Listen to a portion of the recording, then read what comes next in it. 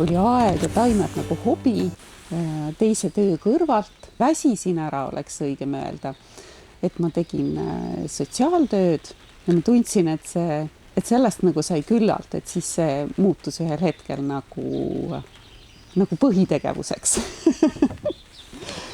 ja siis ma alustasin nagu suuremalt taimede kasvatusega, aga enne see oli ainult hobi. Enamus on minu enda kasvatatud, hästi palju ma kasvatan seemnest, teen suvel pistikuid, kevadel jagan, aga uusi sorte ma ikkagi ostan sisse, et selleks, et seda sortimenti laiendada, siis igal aastal ma mingi osa taimi ostan väiketaimedena sisse või siis paljasjuursete taimedena. Kõige paremini kasvavad ikkagi nagu meie enda need looduslikud taimed tegelikult. Et neile meeldib meie kliimas kõige rohkem ja siis nemad paljunevad hästi. Et näiteks suurõieline kellukas, et sai siia puude alla pandud ja siis ta läheb niimoodi mööda puude serva edasi niimoodi ja iga aasta on teda järjest rohkem ja rohkem ja rohkem. Et mulle sellepärast meie enda taimed meeldivad, et neile tõesti sobib meie kliima. Et ega ta väga palju sisse ei too, aga kui sa oled nagu eladki hästi tagasihoidlikult ja kokkuhoidlikult, et siis ikkagi on võimalik.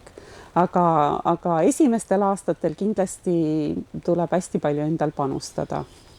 Ja kohe see ei hakka tooma nii palju sisse, et sellest saaks ära elada.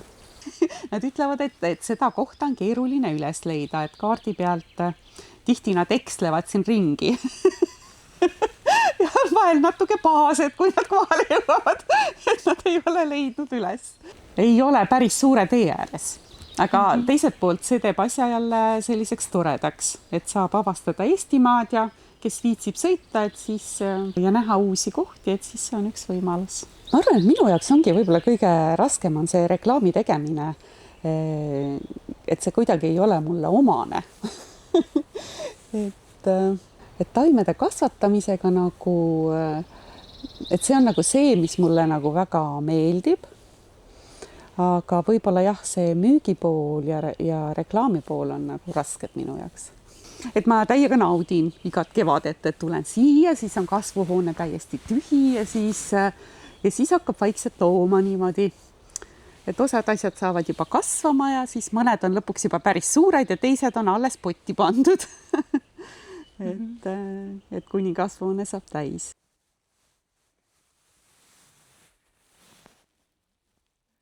Midagi oli veel vaher. On ju?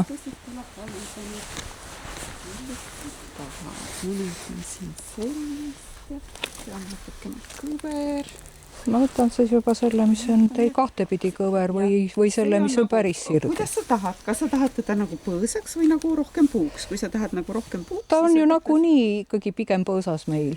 Üldiselt küll, jah. Siis ma võtan selle sama. Nii. Kaks üks kontrollin, kas midagi oli veel.